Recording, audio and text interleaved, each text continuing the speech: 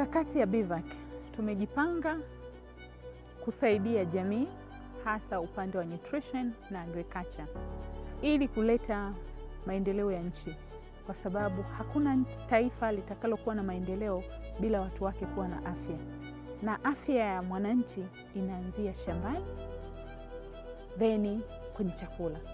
Sisi kama BIVAC tunatamani kuona matokeo hayo, tukiwa na watu wenye afya bora kuanzia ya akili, ya mwili, lakini pia ya muonekano.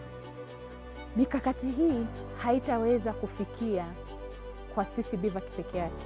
Lazima tushirikiane na wadau mbalimbali ili kuweza kufikisha mikakati ambayo kama kampuni inahitaji kufikia, lakini pia serikali inahitaji kufikia, lakini pia jamii inahitaji kufikia.